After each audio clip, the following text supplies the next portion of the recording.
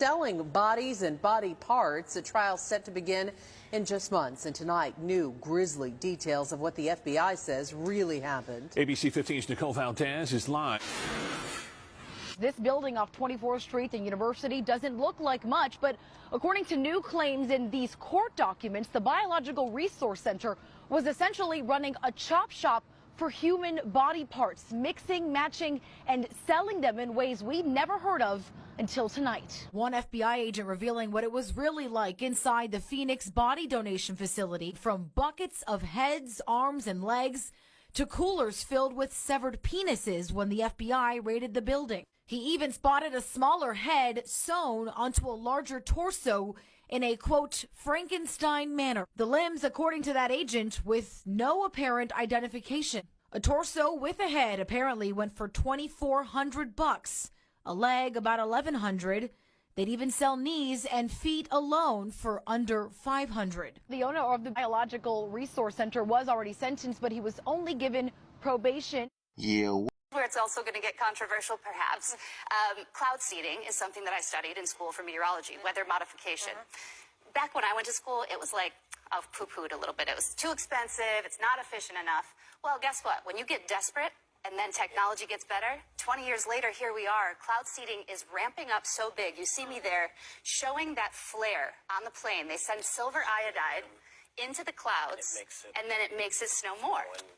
So they can't make a cloud, right? But they're taking storms that are already there and then giving it a little boost. So this is not, that part's not new. What's new is they have hundreds of these ground cloud seeders. So they're actually puffing the silver iodide with a flare. And you see, I think I have a picture of the actual ground cloud seeder into the air. That thing sits all over the Rocky Mountains, all over the American West. 10 states are doing this.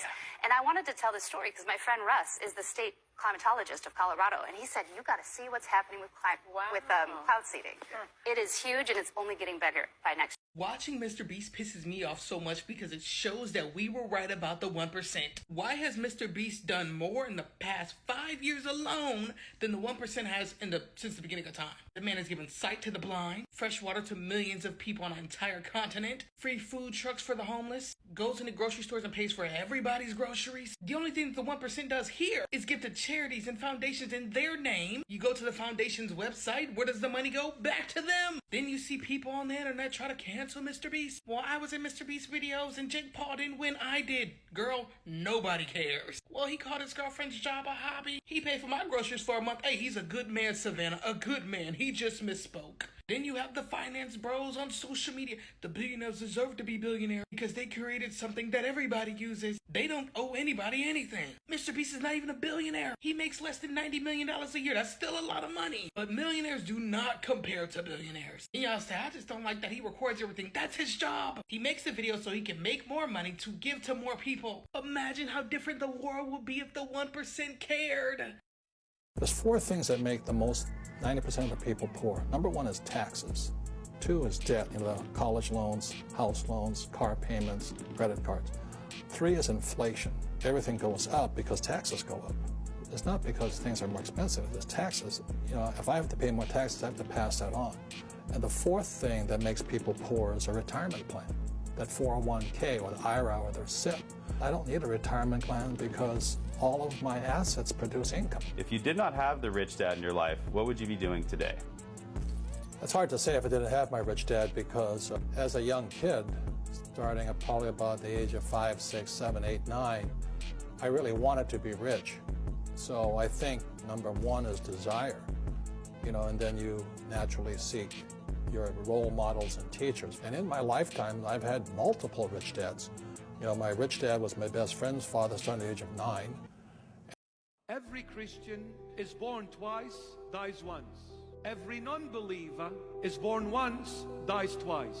Every single one of us is born from our earthly parents. Mom and dad gave birth to me. That is the first birth. If I do not have Jesus Christ as my Lord and my Savior, I will die twice.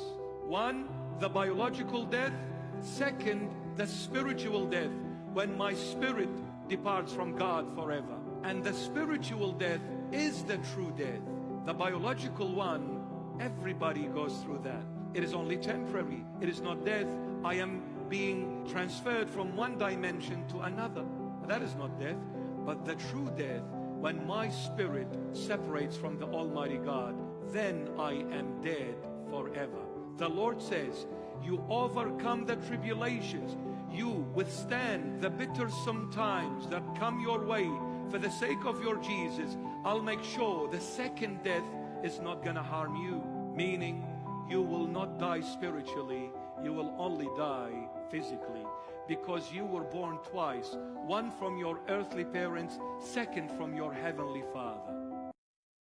The tastiest high-protein garlic butter steak bites and crispy potatoes.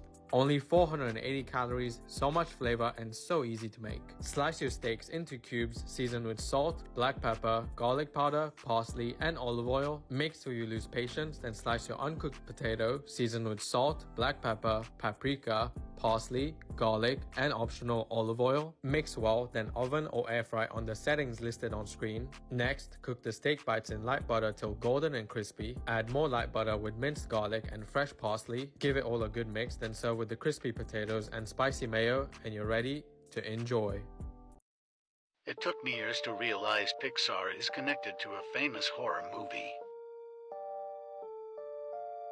In Coco, you can see a painting of the twins from The Shining.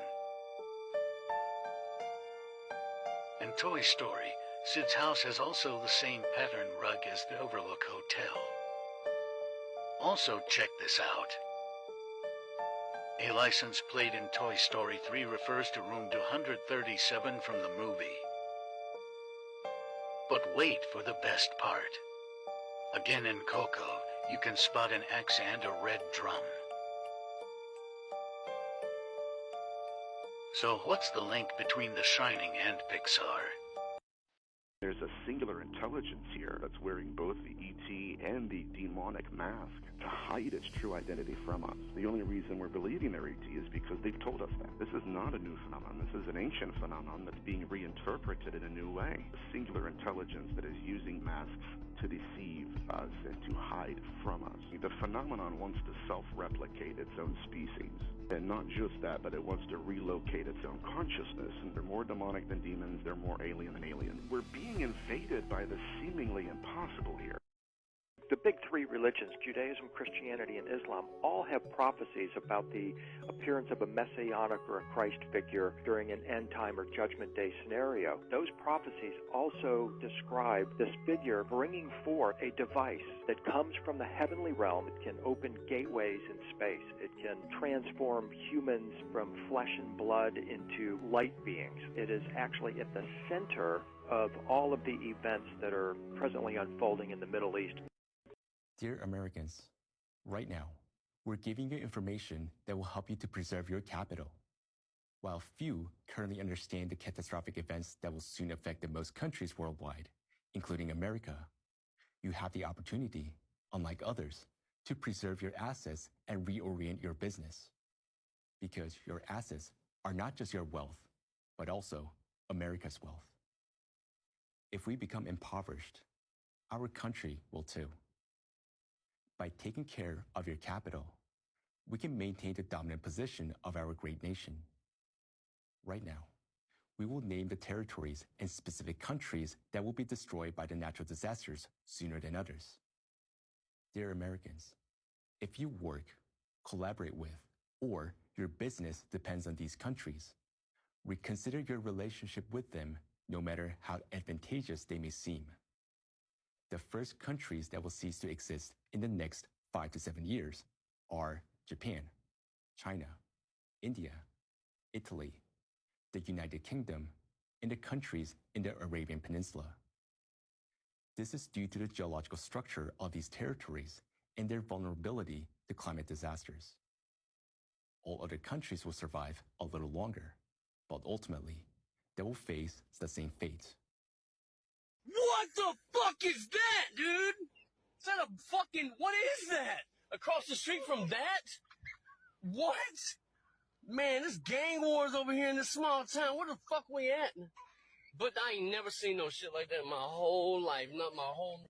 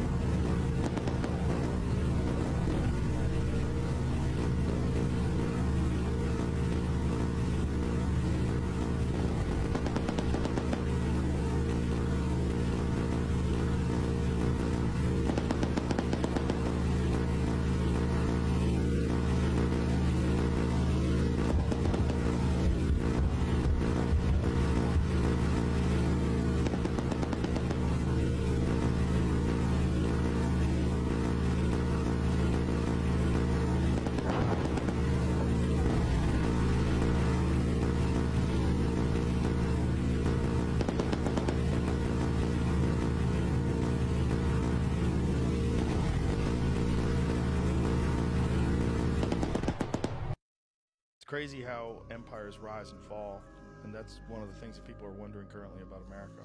If we're in the last throes of a dying empire. Well, I got a hot take on this. So I don't think the Roman Empire fell. I think it became a church. I think the Rome fell, but the Roman Empire became the church. Where's all the money from the Roman Empire? Vatican. In the basement of the Vatican is where it is, yeah. So Roman Empire became a church. British Empire became a bank. So we gave our empire back. Said, oh yeah, sorry about that. You can have that back. We gave, Saudi Arabia back and all these other places that we'd sort of we're taking the resources, and then they had their own money. And then we went, oh, what are you doing with that money? Because we've got this thing called the City of London. I tell you what, it's your money, but we're going to hold it. We'll have it over here. Is that okay? Yeah, fine, great. So we've still got that thing of like, and culturally, America it's an extraordinary place. It's kind of based on this. It strikes me that America is better now, objectively, than it has ever been, and subjectively, worse than it's ever been. So you go, the experience, it seems bad, but objectively, when you look at the metrics, it's good. Welcome to the fucking news. I'm your host, Kellerman, and here's the shit going on in the world today. A 5.7 magnitude earthquake has hit Nepal, killing at least 158 people and injuring hundreds more. And they're still sifting through the wreckage, so those numbers are likely to go up. Follow me if you give a shit.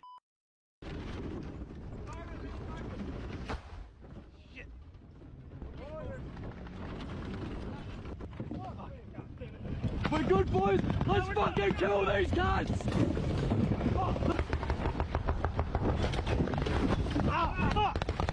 We're good, Those enemies!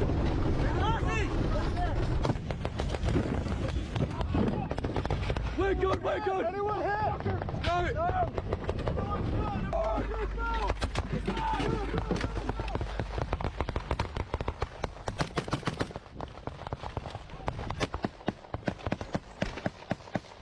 Ready, Hasty?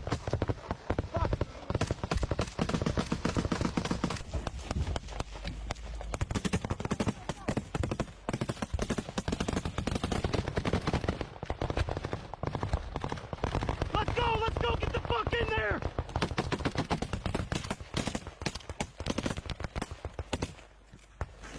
Okay. Ready, frag out! Go!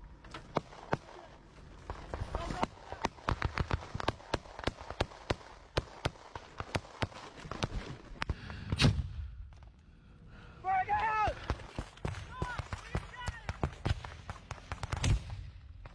Get in there! Go! Frag out! What are we doing? Take the bunker. Frag out!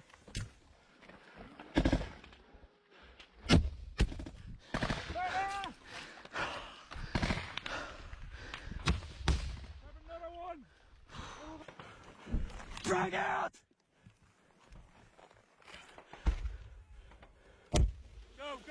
Go, Jay. Right behind you. Yeah, just copy, cover! We're fragging it! Frag! Frag out! Push back! On you.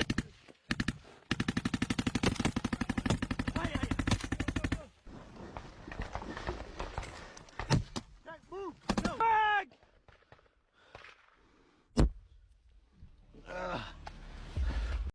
Judaism, which Islam and Christianity owe their religions to, right? In other words, without Judaism, there would be no Christianity or Islam, was influenced and founded by ancient peoples who were coming out of the old polytheistic worldview. To be more specific, the ancient Israelites, right, the people who wrote the Bible, right, the ancient Israelites were actually a branch of Canaanites who broke off and decided to create their own religion, to create their own culture. And the Bible tells us this. The Bible frequently tells us that the people of Israel are the people of Canaan. And historically speaking, anthropologically speaking, the oldest form of Hebrew is actually a form of Canaanite, a form of Phoenician. And so anthropologically speaking, biblically speaking, it is true that the ancient Israelites were just a branch of Canaanites, a branch of Phoenicians. religions. And that's important because the Phoenicians, they weren't monotheistic. They were polytheistic. They believed in many gods.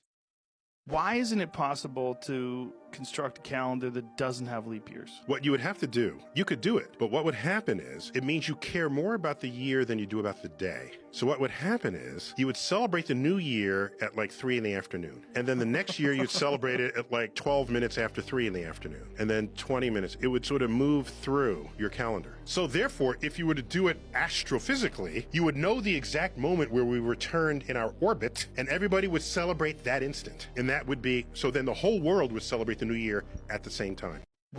You should be convinced in your heart that you're doing the best you can with what you've been given. And hopefully that'll make you less anxious and it'll make you more hopeful. But, you know, you should have the same kind of regard for yourself that you have for someone that you love. And it's not pride. It would be lovely if you could orient your thoughts to yourself so that you could allow yourself to be pleased if you thrived. You know why it's taking you a little longer? Because you aren't out here scamming people. You aren't out here lying. You aren't out here being dishonest.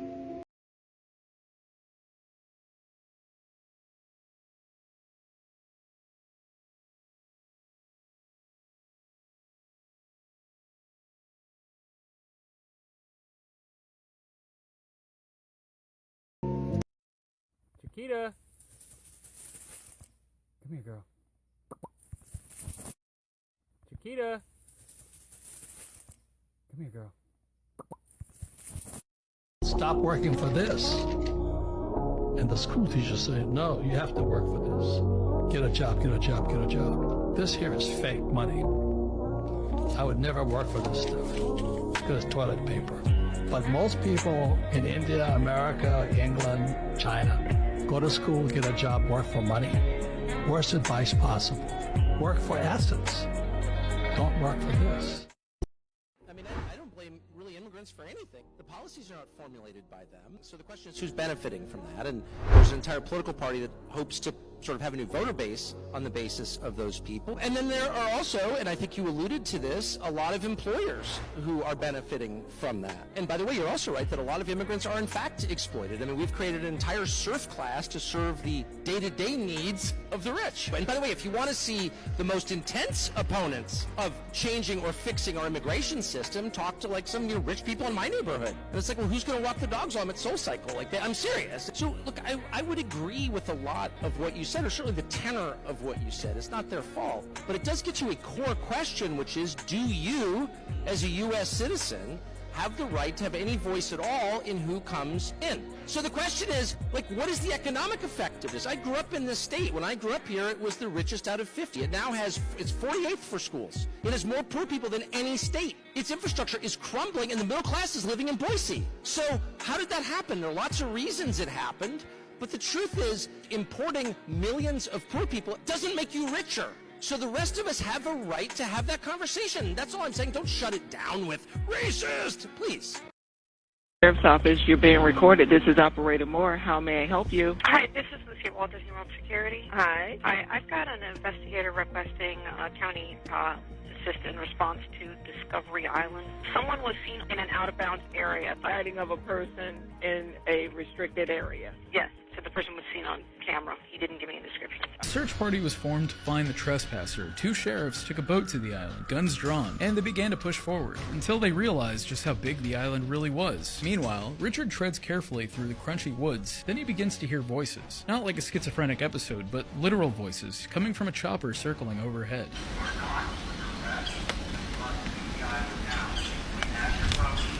These motherfuckers are crazy. Disney World's got all that money. They can do whatever they want. Just going around and around in circles, circling the island.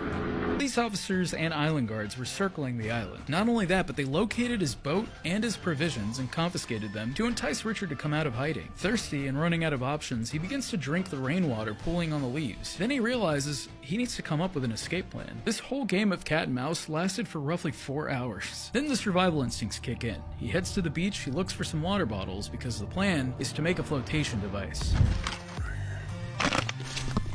As long as you can't squeeze it, it means it still holds air. I gotta get a move on. I'm so thirsty. life. Enough bottles to float to shore, he stuffs his backpack with them, ensuring that they'll float. And then, it's time. Richard had been diving his whole life, so he's no stranger to muddy waters, but remember, Bay Lake is filled with thousands of gators, so if he wanted to make it back in one piece, he had to be quick. Backpack taking the water, it's not gonna breathe. I'm getting tired.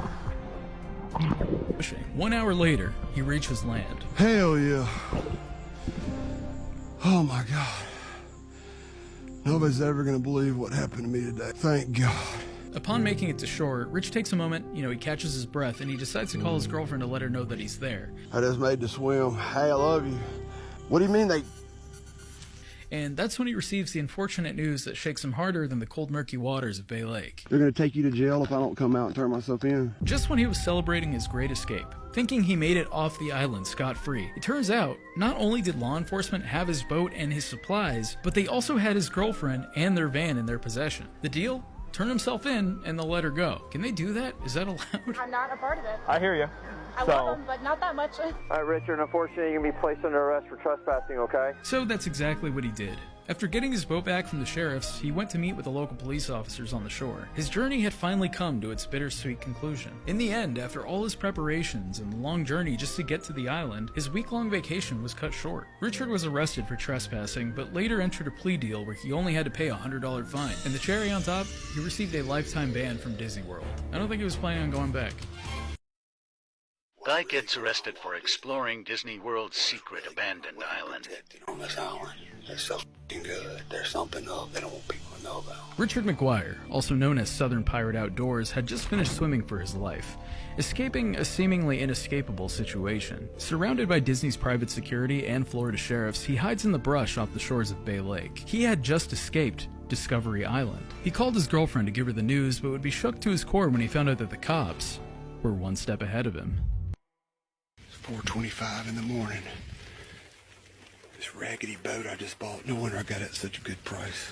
It damn near sunk. This is Discovery Island, Walt Disney World. This is as dead as you're ever gonna see. There's not a soul in here other than cops and security guards. Anyway, let me get the hell out of this boat before it sinks completely. So with the worst behind him, he comes to a small abandoned building on the island and takes shelter for the night. Starting a small fire to dry off his boots, he waits until sunrise. Here I am, folks. Discovery Island. In a lake they call Bay Lake. It's a natural-made lake by Mother Earth. It's full of alligators. There's been several deaths in this body of water. Walt Disney likes to brush stuff under the rug. They don't like to tell people. And this poor little kid got snatched out of this body of water right here. They try to tell their guests there's no alligators here. I've been diving these waters since 2004, and I've seen more gators in this area than just about anywhere else I've ever seen them. Let's get it on. The sun has now risen over Discovery Island, and Richard prepares for his week-long excursion. Virtually untouched by humans for over 21 years. And you can tell because there's no graffiti. This is the kind of places I like to find. It's 8 inches green, man, that's crazy. I wonder what animals are still here from when this place was open. How many did they just turn loose? And I don't touch anything, I don't break anything, I don't leave any trash. I pick up all my trash as I leave. Footpaths are in here. Oh great, I'm on game camera. Not good. I'm busted. That's the second one. I filmed the first two that I came in contact with and I got out of here. Guy gets arrested.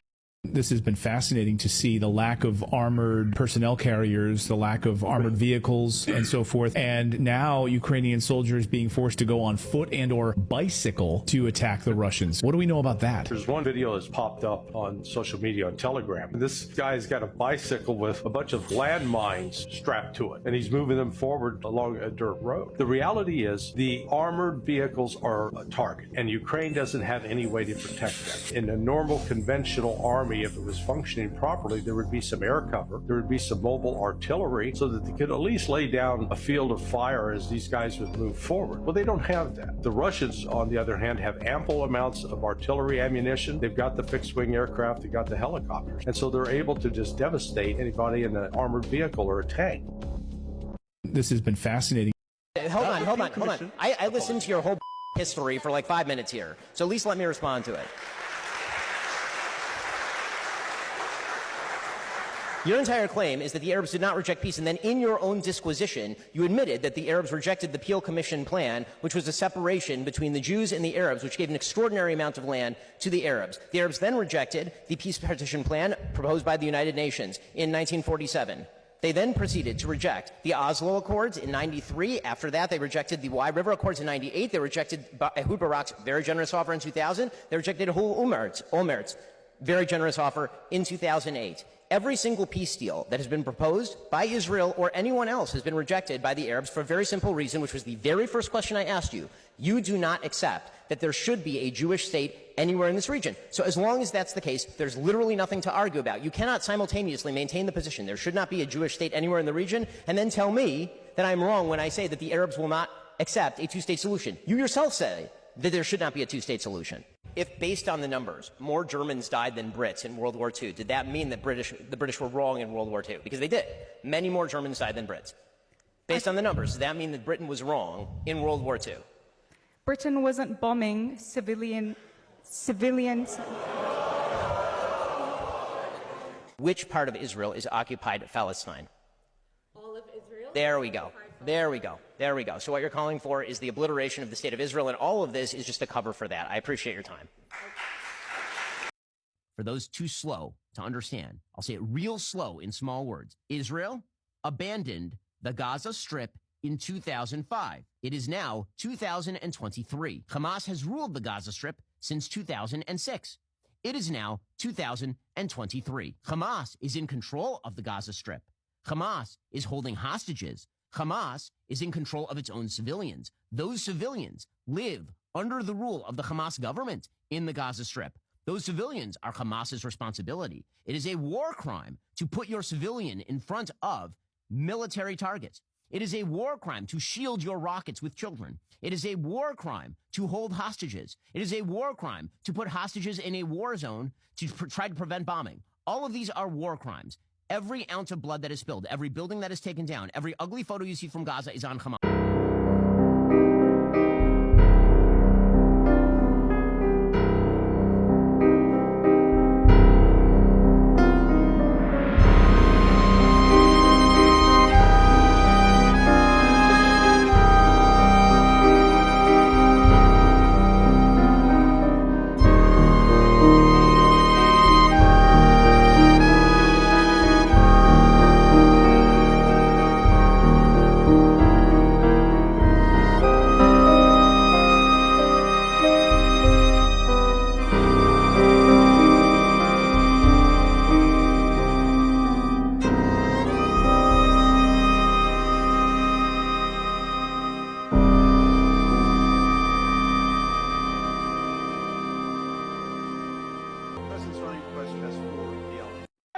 Okay, yo, I have a crazy theory for you. All right. So, would you consider the Earth an organism? Yes. Yes, right? Yeah. Now, in a sense, the world is living. Yeah. Right? In a sense, the world kind of has veins. It has almost even like a heartbeat too, if you think about it. Yeah, like a heartbeat, low key. Even has like a nervous system. Yeah. If you think about the roots and the plants, it's all connected, right? It's all connected. The Earth is a being. It's an organism, and the humans are kind of the virus. When a human gets sick, right? Yeah. We create antibodies to get rid of the virus. Virus, right? Yeah. So in the same sense, the Earth will create natural disasters, famine, drought, wildfire, to kill off the virus.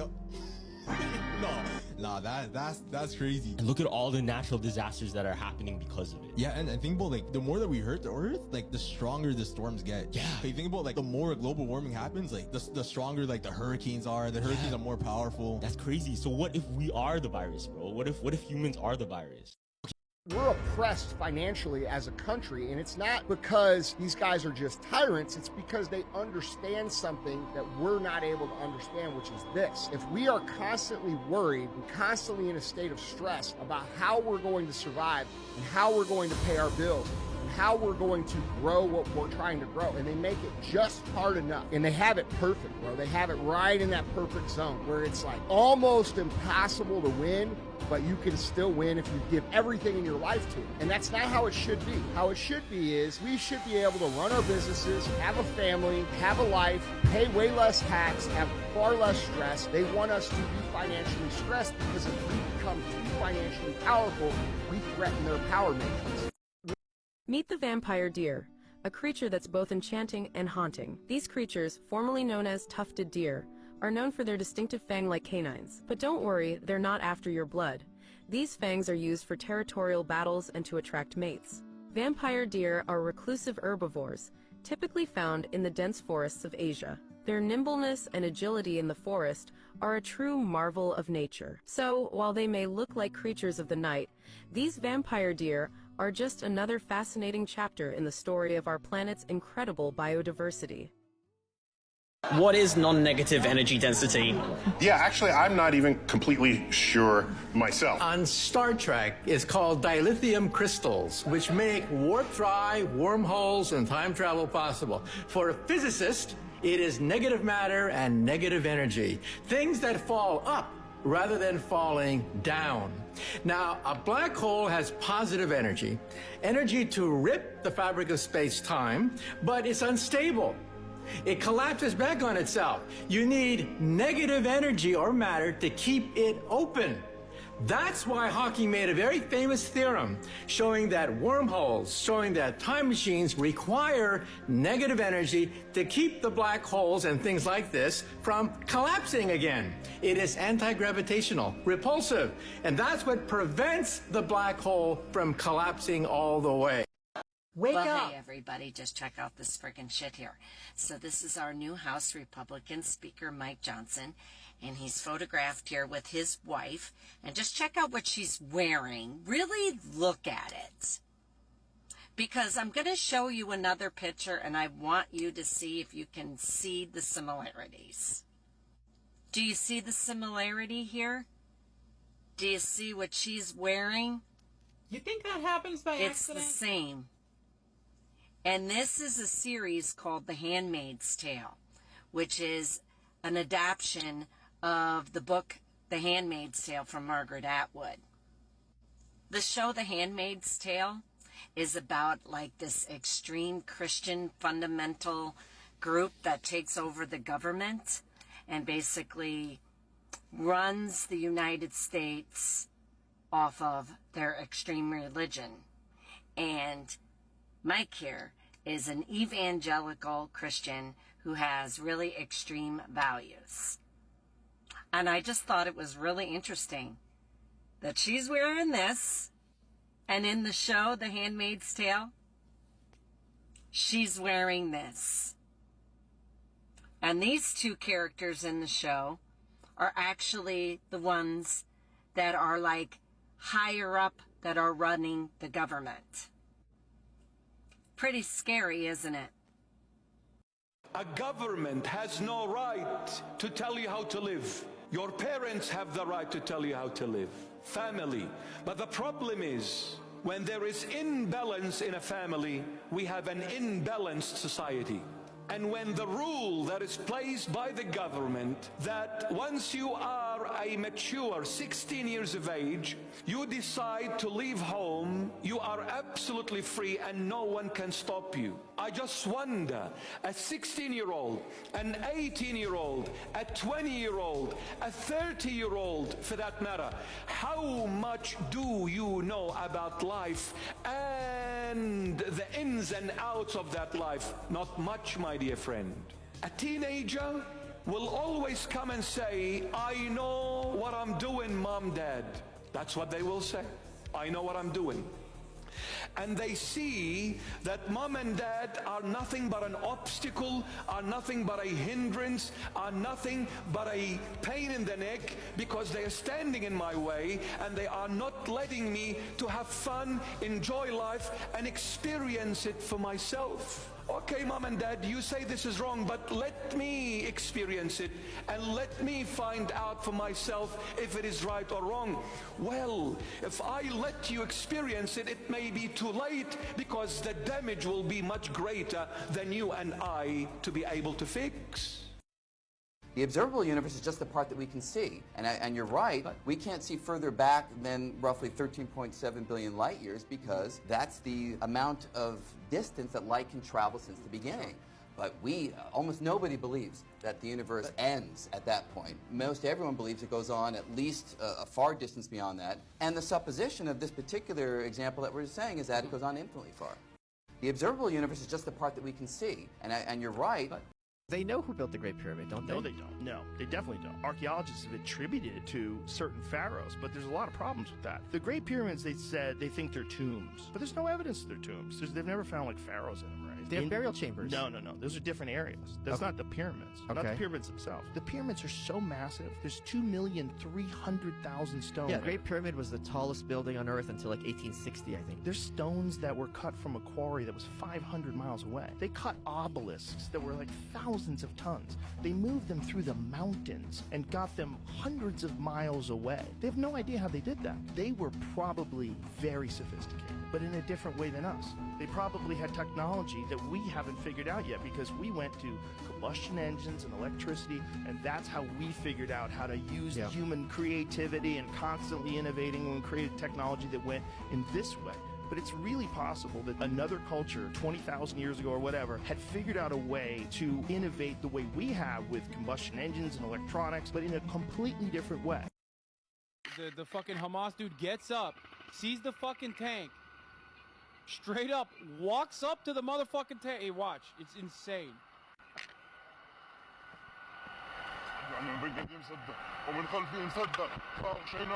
Look at this. Look at this. Look at this. Motherfucker walked up to it.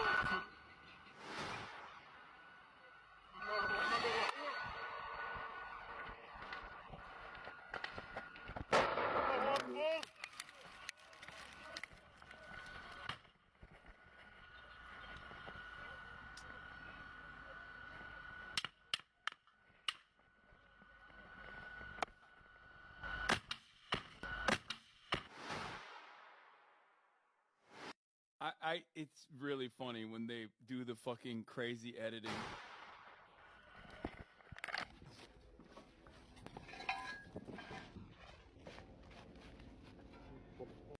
Bro, he took that not as a trophy, but he's gonna make another bomb out of that. He's gonna make a fucking RPG. They're gonna have to melt that down. So I love it when people ask the right questions. He says, so if we have loans through these banks, do we have to pay them back? There's a transition going on in this country. And if you heard of FedNow, if you heard of CBDCs, if you heard of our country transferring our money over to a digital currency, which may be the reason why these banks are doing what they're doing, that's just my thoughts. I want to show you what happens if your country or any other country changes the contract between you and the bank by switching over to a digital currency. And this is just somebody's perspective, so you guys let me know what you think, and you let me know if you think we still have to pay these loans back if the contract was breached. Check this out. Your debts are cancelled. And no one seems to be talking about this, so I will. If you have some kind of contract to repay a debt, it may be written in dollars or pounds or euros. But if these psychopaths go to a digital currency, you have no agreement to pay in a digital currency. The currency that you took a so-called loan in had a paper equivalent. So if they want you to pay in a digital-only currency, that is retrospectively changing the contract, which they cannot do. For instance, they cannot require you to pay off a dollar loan with a Fed coin. It's not the same thing. Now, chances are the original contract for debt was unlawful anyway, and you already don't owe it. But in any case, seems to me the faster they go to a digital currency, the faster they discharge your debt. And what about national debt? We keep hearing about it, how many trillions nations owe and how they're paying more in interest than their entire GDPs. But who is that debt owed to? Banks. Do we care if the banks get paid? And who's going to enforce it if they aren't? The US military? Trillions of dollars have disappeared into the Pentagon that can't be accounted for, which means the military are getting kickbacks from weapons suppliers, which means the suppliers aren't meeting proper standards, which means the US military has a whole lot of shit that doesn't work. Besides, if it's politicians and bureaucrats who ran up the debt, let them be the ones to repay it, not the people. They have been running a very badly mismanaged corporation. All these governments are corporations. It's corporate debt. It's not the people's debt. They want to put it on our backs for generations. But if we're talking render unto Caesar what is Caesar's, then it is Caesar's debt, because it is a debt-based currency. Ultimately, I'm just thinking out loud here, but prophetically, I understand this better. For the outcome of these times is that the corporate pharaohs, just like the Pharaoh of Moses' time, are racing to their destruction. And with their destruction in Moses' time, with his destruction in Moses' time, came the end of slavery. And we have many forms of slavery today: wage slavery, tax slavery, prison slavery, sex slavery, death cult slavery, and debt slavery. And this shall all be destroyed. So be it, so be it, so be it. As a guy in Iowa got curious, why do the birds start chirping an hour before sunrise? He found out the chirping of the birds is a frequency that helps open up the plant cells, stomata, on the bottom of the leaf, and it lets the plant start breathing in the morning. It helps, that's the alarm clock, it wakes the plant up. He found out that frequency is found in classical music quite a bit. So he started playing classical music to his cornfields. His neighbors thought he's a couple fries short of a Happy Meal, but until his corn grew 15 feet tall. And they said, what channel was that you're playing? When he played the music to his squash plants, they produced 5 squash per leaf instead of 1. He played it to his black walnut tree, and it grew twice as fast as normal. Called Sonic Bloom. It's a combination of vitamins for the plant and special frequencies to open up the stomata. Hi, my name is Grant, and this is a 1998 Ford Explorer Sport. Now, I'm not sure if you're familiar with Ford's Explorer line, but they have a reputation of being horrible gas guzzlers. And I can actually attest to that. I did the mileage tests on my truck and found out that I was getting 13.6 miles per gallon highway, which as far as I'm concerned is absolutely unacceptable. Last year alone, I spent $11.4 bajillion on gasoline. Okay, I made that number up, but it sure felt like it. Well, I did something about it, and now I'm getting 56% better gas mileage, which translates to 56% savings in my pocket at the gas pump. How did I do it? My truck is now a water hybrid. Check this out. Well, technically, it's a hydrogen on-demand hybrid. What we have here is distilled water with 1 teaspoon of baking soda used as a catalyst. We tickle that water with 12 volts of electricity, and what it does is it separates the hydrogen from the oxygen.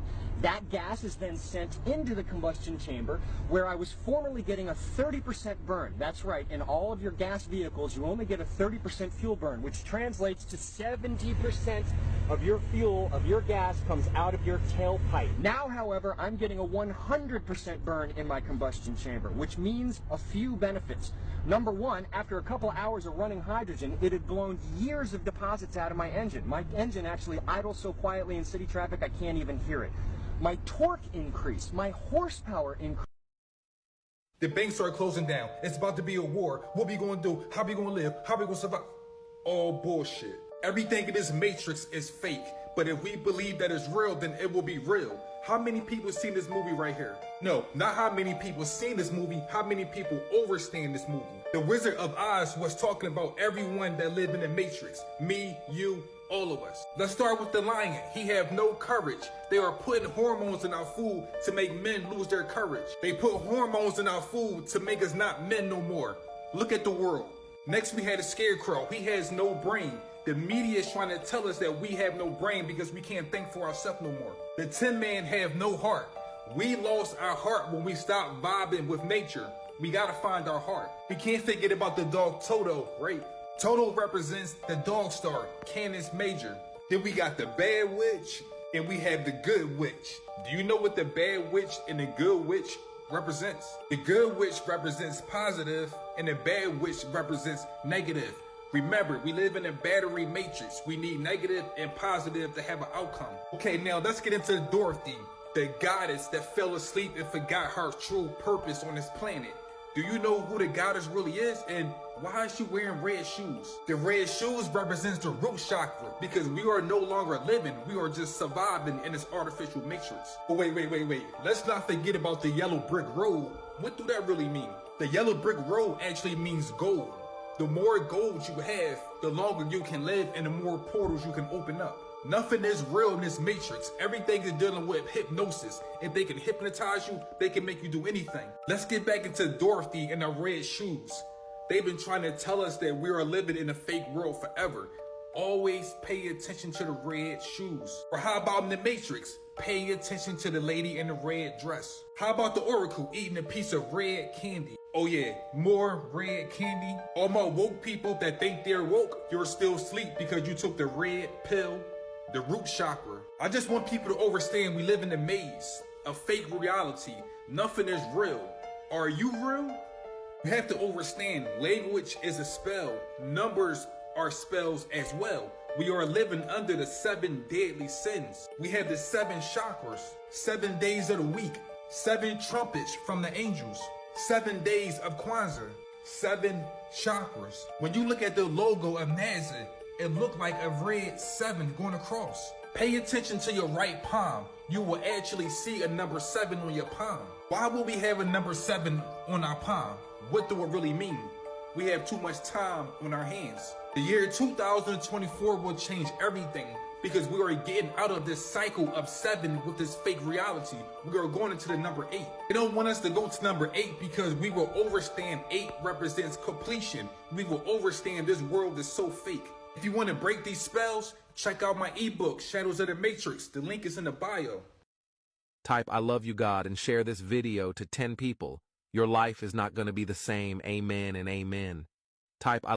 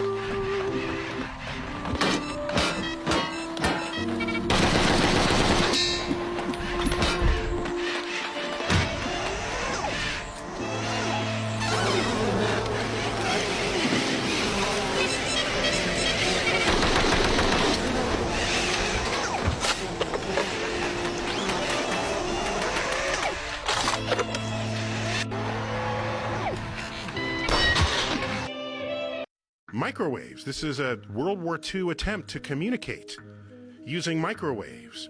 And they found out some guy's chocolate bar melted in the microwave field. And they said, what happened there? And they did some more tests.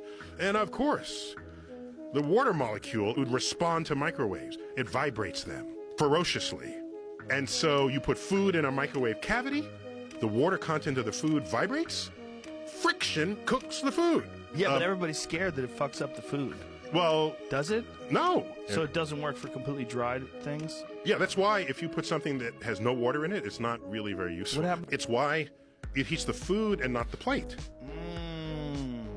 If the plate gets hot, it's not because the microwave heated the plate, it's because the food's hot. That's why you can usually pick it up with the handles. I never even thought about what microwaves do until this conversation. Yo. A wave of extreme heat that comes from nowhere. It's one of the U.S. military's newest non-lethal weapons, an electromagnetic beam that emits an odorless, invisible, and silent blast of heat. This is a military area.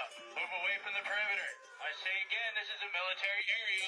Move away from the perimeter. Their new active denial system boasts a reach far beyond any other non-lethal system. Well, it's a versatile system, and it has a range of non-lethal capability that we can't even come close to with any of our fielded systems today that are in our military forces.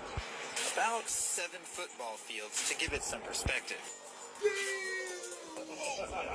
It felt like opening up an oven door, almost mixed with a sting from about my sternum to my neck.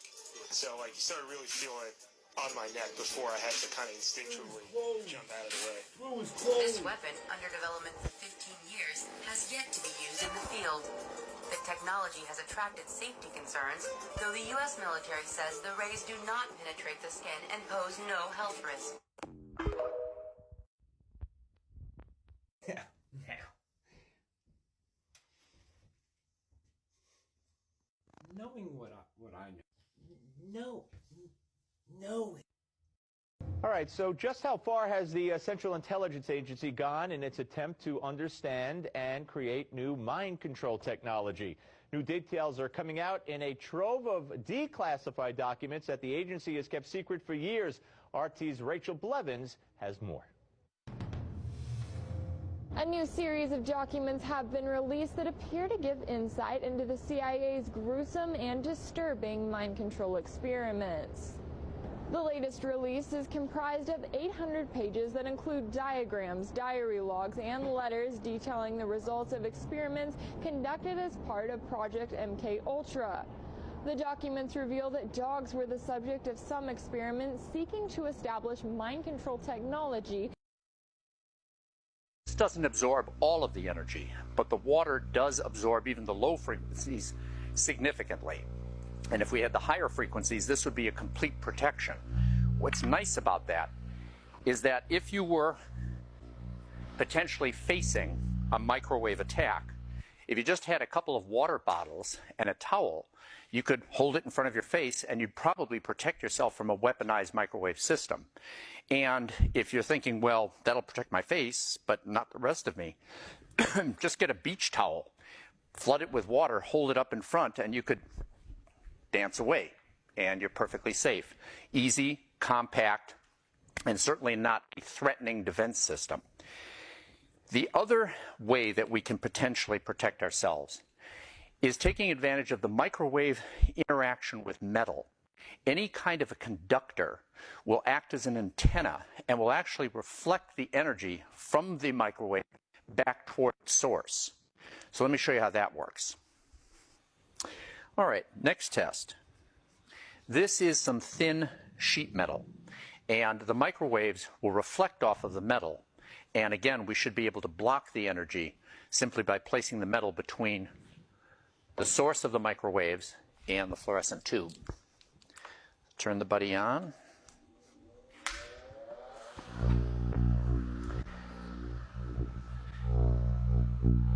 Now you can see the light fluorescing. Watch what happens when I drop the metal in the way. Turns it right off, turns it on.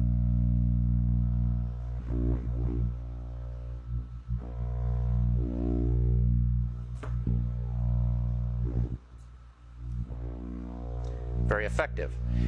I'm now going to show you how it can reflect the energy to a new location. It doesn't just absorb it, it reflects it. All right, so what I'm going to do is demonstrate the lateral aspect of the distribution of the microwaves. And so you can see that in order for this to glow, it pretty much has to be almost at the edge of the antenna. But once you get not even to the edge of the table, it dies off.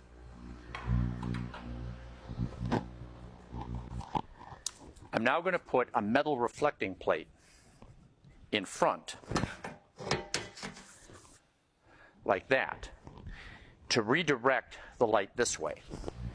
And we can see, when I put this in front, how much farther laterally the radiation goes. This is working as a deflector, not just blocking the radiation and protecting my parts. but sending the radiation laterally. Okay, next. Now, sometimes you're not going to have access to a great big metal plate to protect yourself. So a trick would be to take a poster with some sort of a theme or something interesting on it, like this, and laminate between the two surfaces some aluminum foil. So you've got metal in between the two layers of plastic. And this will also block the radiation. So if I set this in here like this, you can see that it glows. And when I place this in front, it kills it.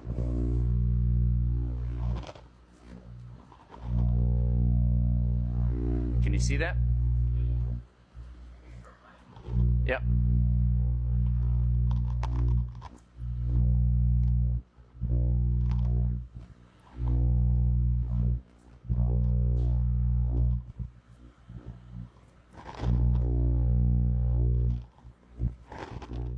Now, another property of microwaves and their blockage by metal or any kind of a conductor is that microwaves or any kind of electromagnetic radiation cannot pass through a space smaller than its wavelength. In this case, about 12.5 centimeters. That's why this is the old hacked door from the microwave that I got this from. That's why they put these metal screens in the door. The door itself is made out of plastic and wouldn't block the microwaves from getting out. But these perforated screens allow you to see through them, but at the same time, they block the radiation. So what we're going to do now is try a perforated metal screen like this. I've applied this screen to our riot shield. And this has a couple of advantages. First of all, you can see through it. You retain the protection of the riot screen, but also protect yourself from the microwave. So let me show you how this works. Now this is where I get a little daring, okay? This is the fluorescent tube, and it clearly glows. But if I take this screen and I put it in front of the beam like this, I'm standing in the microwave beam, and it's protecting me.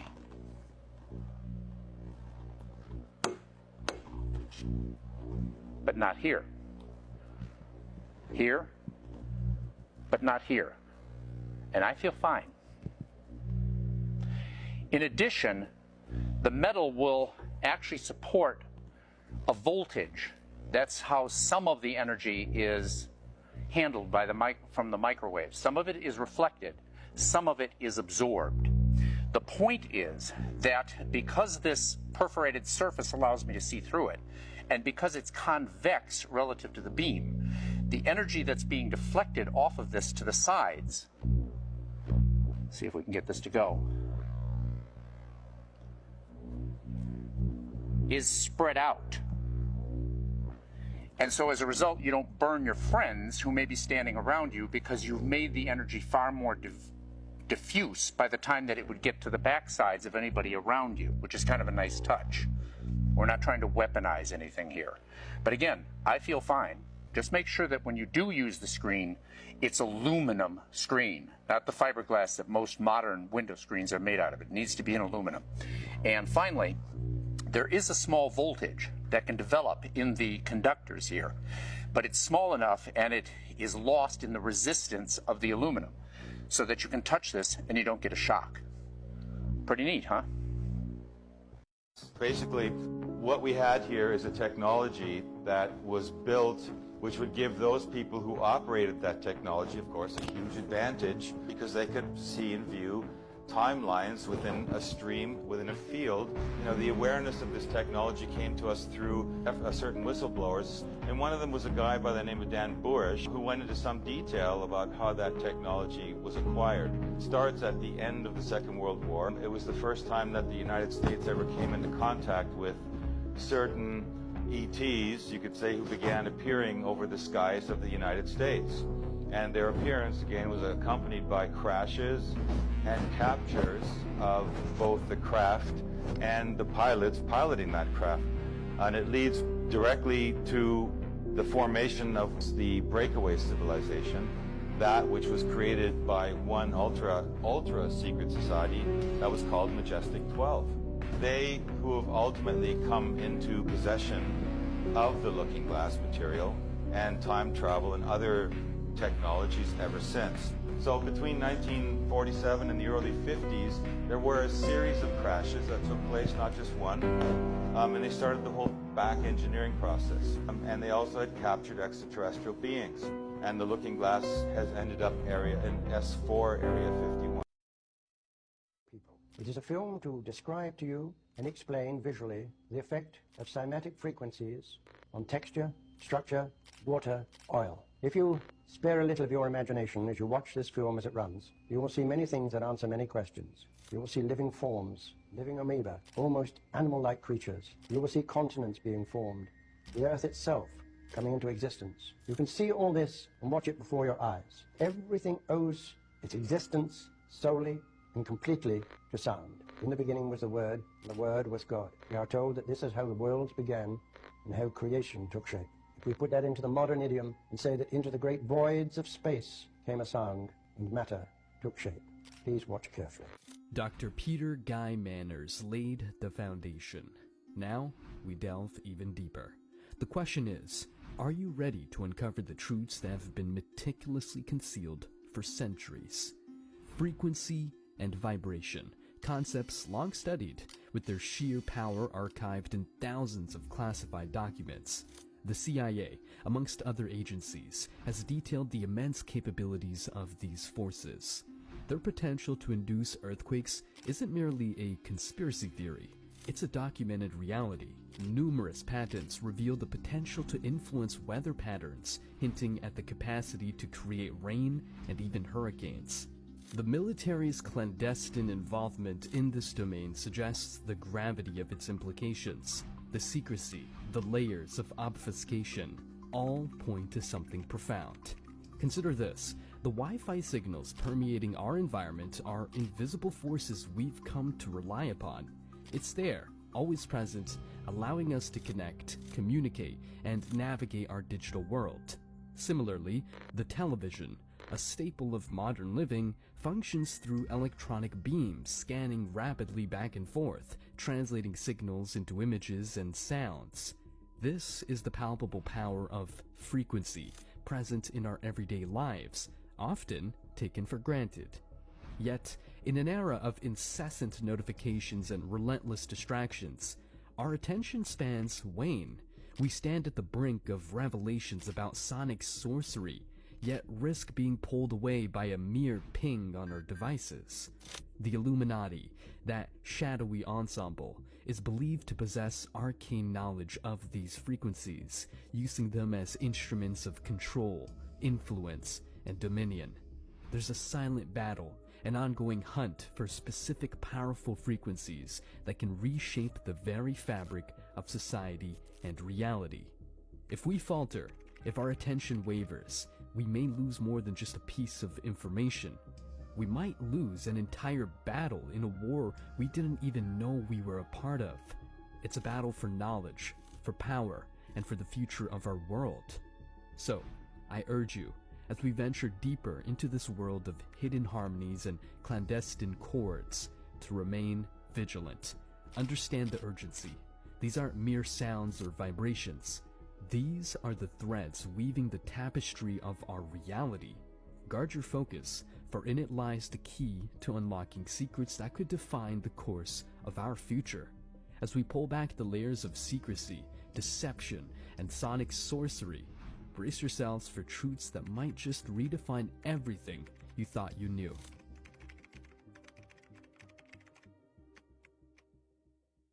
The quantum realm has often been likened to a vast, unfathomable ocean where the waves and particles dance in a choreography so intricate it defies classical understanding. But what if the choreography itself was not just a dance of probability, but was set to a precise vibrational score? To grasp this, consider the phenomenon of quantum entanglement. Two particles become interconnected in such a way that the state of one instantaneously affects the state of the other, no matter the distance between them. Preliminary studies from undisclosed research centers have found peculiar oscillations in entangled particles, hinting at a possible frequency that underpins this connection. Whispered figures suggest these oscillations may resonate at around 2.3 terahertz. Curiously, this frequency finds echoes in ancient Vedic texts that speak of Akasha, or the ethereal fabric connecting all existence. Then, there's superposition, where quantum particles exist in all possible states simultaneously until observed. But could these states be influenced by external frequencies? Recent experiments in shielded underground labs, away from the public eye, have found that specific resonances around 260 gigahertz can momentarily stabilize the superposition of certain particles, making them momentarily observable without collapsing. There's an obscure allegory in Sufi traditions that discusses a divine sound stabilizing the essence of being. Could this be an early allusion to the principles of superposition? Beyond these phenomena, there's the mystery of quantum tunneling, where particles seem to teleport through barriers. Recent classified reports suggest that when barriers are exposed to a frequency near 5.8 terahertz, the likelihood of tunneling increases exponentially. Dive into ancient Tibetan scripts, and one might encounter references to sound-enhanced practices allowing monks to pass through solid matter, an exaggeration or an early grasp of quantum principles.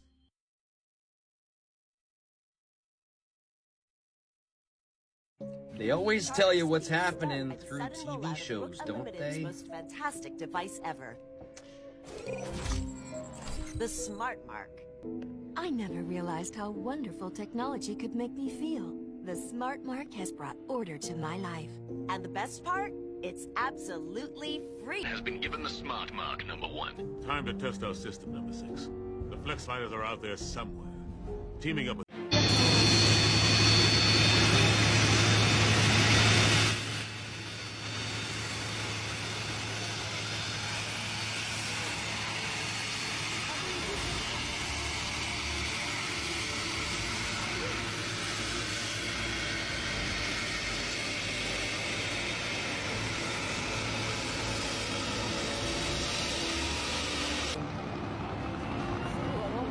Так неинтересно. Ты там и там показывают.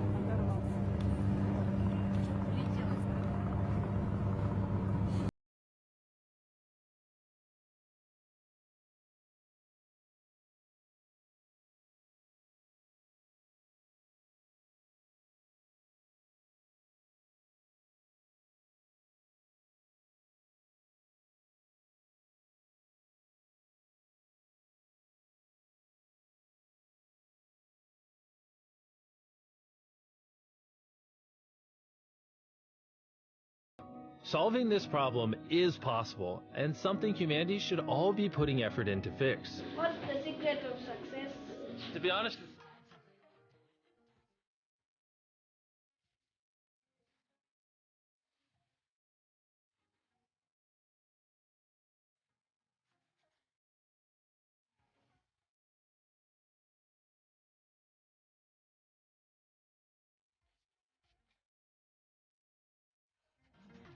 and while we were finishing these wells, we were also able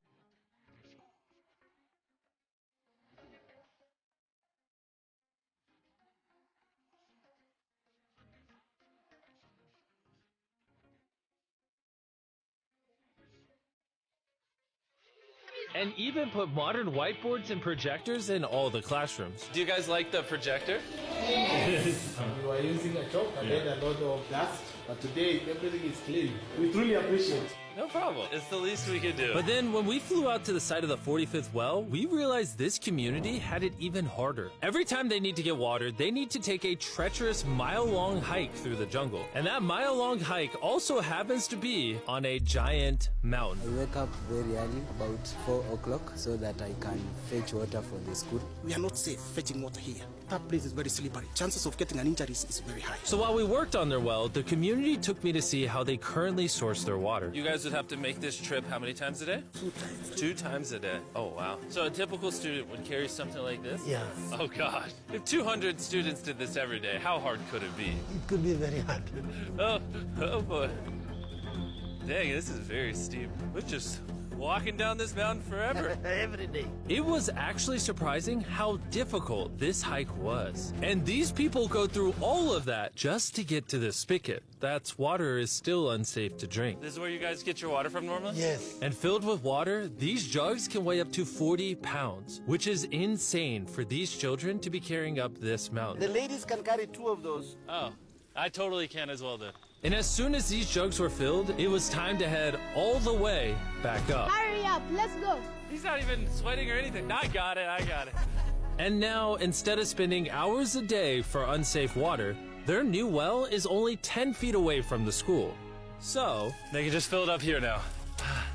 I'm too tired. And so we were on our way to the next village where we built our 46th well, but we ran into a little problem. We found out that this village is divided in half by this huge, dangerous river. That was a slice of life in Gaza. Any moment, a missile can strike. The pictures you saw are from a church. A service was on. That's when an Israeli missile struck outside. Those worshippers were the ones who survived, but the others have not been so lucky.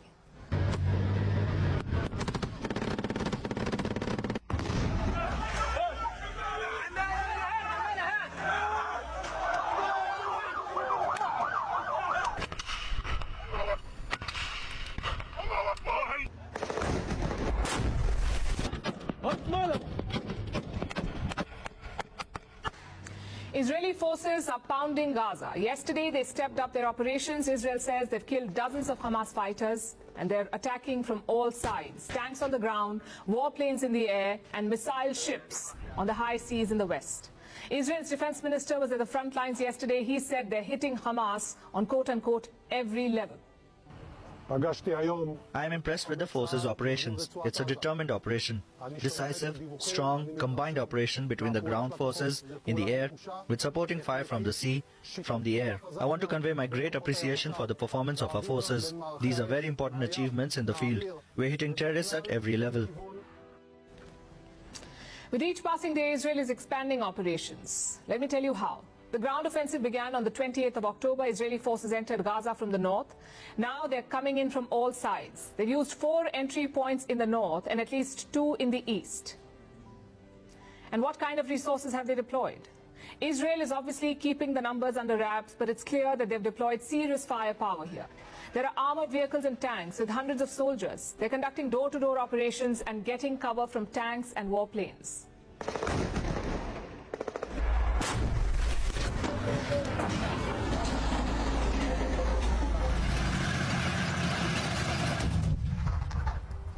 אני אשמח שה-76 שמשו לפגיעה בקו החוף מציר זריף עד ציר ברושור. הייתי קיבלת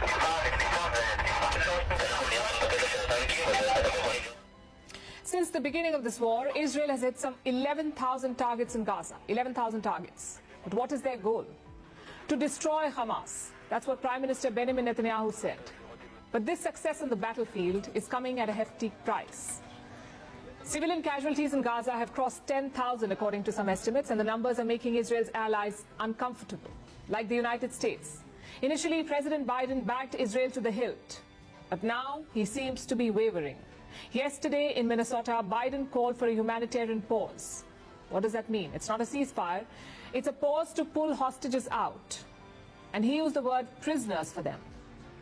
Now, the hostage situation is quite complicated. So far, Israel has not been able to spell out a plan as to how they will secure their release. Israeli forces are pushing deeper into Gaza. They're making advances, but that's not translating into the release of hostages. It's a distressing time for their families. Today, Israel had an update. The IDF is now reporting a higher number of hostages. So far, 242 families of 242 hostages have been notified. I repeat, 242 hostages. We are committed to the national task to return them all home. Remember, it isn't just Israelis who were taken. There are other nationals too. These 242 hostages have passports from 25 countries, including from America. So Biden and his team are under pressure. They're facing questions, both from their political opponents and their own staff. There's a rebellion of sorts in the State Department. A few days ago, we told you about this. One of their officials had resigned. He was against U.S. military assistance to Israel. And privately, many more officials are speaking out. They've slammed Biden's Israel policy. Their boss, Antony Blinken, is facing a backlash in public. He appeared before lawmakers recently and he was greeted by protesters. Some had painted their hands red and were shouting slogans. And after the people of Gaza, ceasefire now! Save the children of Gaza! Save the children of Gaza! What was Blinken's response? We support our allies. That's what he said. At the same time, he also called for a humanitarian pause, same as his president. And this is a message that he will now personally deliver to West Asia. He's visiting the region again. It'll be Blinken's second visit in less than a month. He'll go to Israel and Jordan. And it's a tough assignment because the situation on the ground is worsening. Yesterday, Jordan pulled out its envoy from Israel, and now Hamas is threatening more attacks. A senior official has spoken out. He hailed the October 7th attacks and he said they'll repeat it. He said Hamas will carry out many such attacks. إسرائيل دولة لا مقام لها على أرضنا. احنا الدولة لابد أن نزيلها، لذلك احنا لا نخجل من نقول ذلك بكل قوة. إسرائيل لازم نأدبها، وحنأدبها مرة ثانية وثالثة، ومش هذا حتكون طوفان الأقصى أول مرة، لا حتكون ثانية وثالثة ورابعة، لأنه احنا لدينا إصرار ولدينا قرار ولدينا إمكانيات. With threats like these, Israel is unlikely to ease the assault. A humanitarian pause looks hard to achieve. Expect more strikes and more casualties. Эти элиты думают не о том, как улучшить жизнь своих граждан в западных странах. Они одержимы своими корыстными интересами и сверхприбылями. Именно они за последние годы собственными руками разогнали спираль мировой инфляции. Своими действиями привели к росту глобальной бедности и усилению неравенства, к новым потокам беженцев во всем мире. И возникает вопрос, кто теперь ответит за миллионы голодных смертей в беднейших странах мира из-за растущего дефицита продовольствия? Эти элиты думают не о том. In 1966, a well-known scientist released a book with information that could impact everyone on Earth. But before anyone could read it, it was classified by the CIA. We only learned about it a few years ago when it was declassified. But the CIA only released 57 pages of the original 284-page manuscript. And those pages have been, in the CIA's own words, sanitized. Now, why does the CIA think this book is so dangerous that they had to hide it from the public for 60 years and continue to hide most of it? Well, it's because the man who wrote it describes the end of the world. In 1966, former McDonnell Douglas engineer Dr. Chan Thomas released a book called The Adam and Eve Story. Now, that title might sound like he's being cute, but he's actually being literal. This book is about the end of the world as we know it. Hey. What's up? Is this one of those stories where you scare the hell out of us? Then you wrap it up with a happy ending? Well, you're half right. Oh, no. If I soil my bowl again, you gotta remember to edit that out. They didn't know you had an accident. You just told them. Well... Thomas presents evidence of a coming shift in the Earth's poles that creates a cataclysm. And Thomas says these pole shifts are cyclical, that on regular intervals, a disaster wipes out almost all human life, and we start over again in the Stone Age. He says we're actually the 6th advanced civilization to evolve on Earth. There may have been even more civilizations that have been here, but the further back you go, the harder it is to know for sure because some of these civilizations occupied continents that no longer exist. Now, Thomas isn't the first scientist to publish this theory. In 1958, almost 10 years before the Adam and Eve story, Charles Hapgood published The Earth's Shifting Crust, which discussed the Earth crustal displacement hypothesis. This theory says that sometimes the Earth spins really fast and the continents are rearranged. When Hapgood proposed the idea of continental drift, it was called pseudoscience. But Hapgood had his supporters. In fact, Albert Einstein wrote the forewords for 2 of his books. Now, of course, we know that Hapgood was right. The continents do move. They drift apart and collide together over and over again, and have done so for almost 4 billion years. Pangaea was the supercontinent that broke apart to form the land masses that exist today. But before Pangaea, there was the supercontinent Gondwana, which existed for 400 million years. Before Gondwana, there was Pannotia. Before that, Rodinia, Columbia, Atlantica, Arctica, Kennerland, Ur, and Valbara. These were all supercontinents that eventually broke apart and reformed. After working with Einstein and a few other scientists, Charles Hapgood released the book The Path of the Pole as an update to his previous theories. In this book, Hapgood suggested that the Earth's poles are constantly moving. Again, this piece of pseudoscience was eventually proven true. Hapgood believed that a pole shift between 15 and 40 degrees occurred around 9600 BC, or 11,600 years ago. Younger Dryas. Now, the Piri-Reis map is something that has baffled scientists for hundreds of years. On the Piri-Reis map is the continent of Antarctica, but Antarctica wasn't discovered until 1820, and Piri-Reis claimed the information on his map came from much older maps. If Charles Hapgood was right and the Earth's axis was shifted 15 degrees from where it is now, Antarctica wouldn't be completely covered in ice. Hapgood believed an Ice Age civilization, long forgotten, mapped the coast thousands of years ago. Though many of Hapgood's theories have proven to be true, the Ice Age pole shift is still controversial. We do know the poles shift over time. We also know the continents drift over a very long period of time. But Dr. Chan Thomas, in his book The Adam and Eve Story, says the shift happens in less than a day. Chan Thomas describes in detail what this will be like, and it's worse than any Hollywood disaster movie ever conceived. Far worse. Chan Thomas begins his book with a chapter that describes exactly what we'll experience during this pole shift event. But before we get into it, now might be a good time to hit pause and grab fresh underwear. I've learned to listen to him when he